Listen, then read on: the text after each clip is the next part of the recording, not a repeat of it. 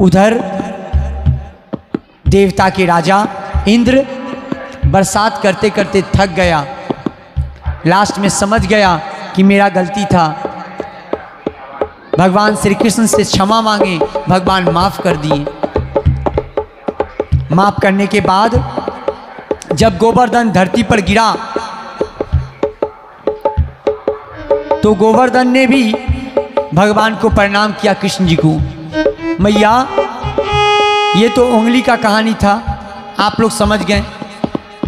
जब 7 दिन बाद मैया 7 दिन बाद जब पर्वत को नीचे रखा गया तो मैया भगवान को 56 भोग लगा। पहली बार भगवान को 56 भोग लगा है। कोई मैया बता सकते हैं भगवान को 56 भोग क्यों लगता है? मैया 56 भोग क्यों लगता है? आइए, छोटा सा कथा है, इस कथा के माध्यम से जान जाएंगे कि भगवान को 56 भोग क्यों लगता है। 7 दिन भगवान उठाए थे और यशोदा मैया 8 दिन भोग लगाती है। कृष्ण कन्हैया दिन भर में 8 बार प्रसादी लेते हैं, 8 बार खाते हैं। तो भगवान दिन भर में 8 बार खाते हैं और 7 दिन गोवर्धन पर्वत उठाए थे, तो 8 × 7 56 भोग। तो 56 भोग भगवान श्री कृष्ण को लगता है।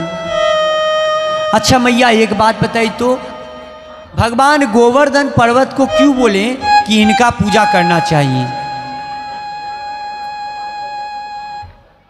मैया ये कथा सुनिए। देखिए, एक कथा से 3 कथा मैंने निकाला है और कितने भगवान कृष्ण को मैं तोड़ तोड़ के आपको सामने रख रहा हूं। एक बार कथा समझ और स्मरण रहे, अगले दिन यदि कोई व्यास जी पूछे उसका उत्तर आप दे सकते हैं। बड़े बड़े व्यास जी जो होते हैं वो बड़े सुंदर सुंदर से इस कथा को और गांत गांत के माला के तरह सामने में रखते हैं। क्यों गोवर्धन का पूजा होना चाहिए?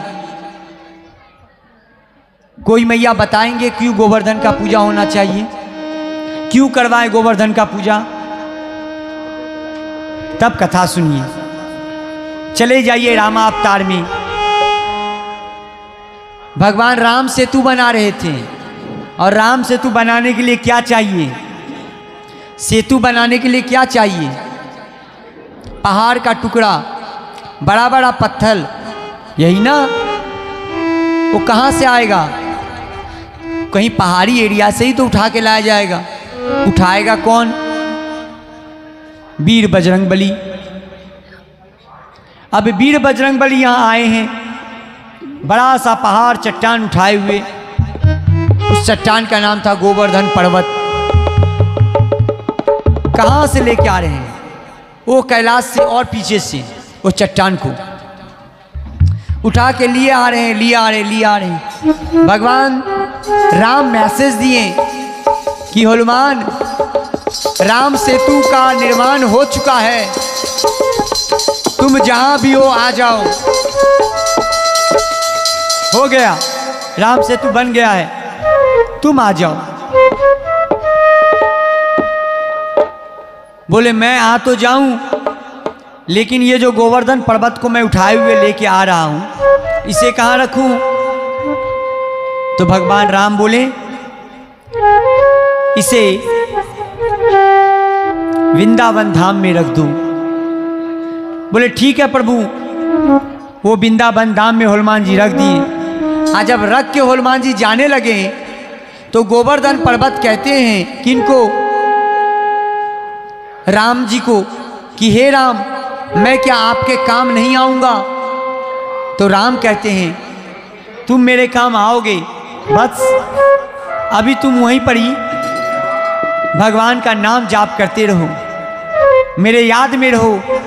मैं कृष्णा अवतार में आऊंगा और तुम्हें मैं अपने हाथों से उठाऊंगा। लोग पत्थर पे पांव रख के चले और यहाँ पर ही भगवान अपने हाथों से इस पत्थर को, गोवर्धन पत्थर को उठाए हैं। ये वे रामा अवतार का जो बड़ा सा पर्वत है, जिसे गोवर्धन कहते हैं, ये गोवर्धन पर्वत आज भगवान श्री कृष्ण अपने इस छोटी सी उंगली पे उठाए हैं। भगवान का लीला इतना सुंदर कि इनका लीला श्रवण करके जीवन उद्धार हो जाता है। आज भगवान श्री कृष्ण रात के समय में बांसुरी बजाते हैं, रास लीला हो रहा है। अब हम लोग रास लीला में आए और जितनी गोपियां थी, गोपियां कौन थी? 70 साल की, 80 साल की, 90 साल की। भगवान कितने साल के थे? 7 से 8 साल के भगवान थे। और एक बात बता दूं, 7 से 8 साल के बच्चों को काम वासना नहीं आता है। छोटा सा नन्हा बच्चा कृष्ण कन्हैया, इन्होंने बांसुरी बजाया। सभी गोपी वन में आए हैं और भगवान परीक्षा लेते हुए कहते हैं, ए गोपियाँ, तुझे शर्म नहीं आता? अपना पति को छोड़ के तू मेरे पास आई है। कितने निष्ठुर है ना भगवान। जो गोपी जैसे थी, एक गोपी काजल लगा रही है रात को, तो एक आंख में काजल लगाई, दूसरे आंख में काजल नहीं लगाई। लेकिन भगवान की बांसुरी की तान ऐसा था कि वो घर से छोड़ करके दौड़े दौड़े गई। एक को भी आधा बर्तन साफ की, हाथ में फेना छाई लगा हुआ है और वो भागी। क्यों? तो कृष्ण जी का तान है। मुरलीधर मुरली बजा रहे हैं, दौड़े दौड़े गए सभी के सभी। भगवान जिसको जब बुलाते हैं ना, वो वहाँ पहुँच जाता है। जिसको जब बुलाते हैं वो व्यक्ति वहाँ पहुँच जाता है। आज इस गंगा सागर मेला में भगवान आपको यहाँ बुलाए हैं।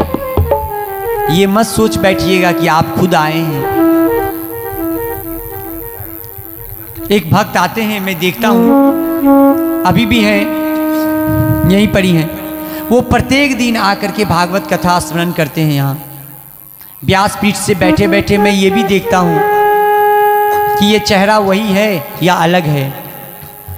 जे भागवत कथा होता है वो भक्त आ जाते हैं और आके पूरे मन से, निष्ठा से एक जगह बैठ के पूरे भागवत कथा सुनते हैं और श्रवण करके प्रसादी लेने के बाद ही यहाँ से जाते हैं।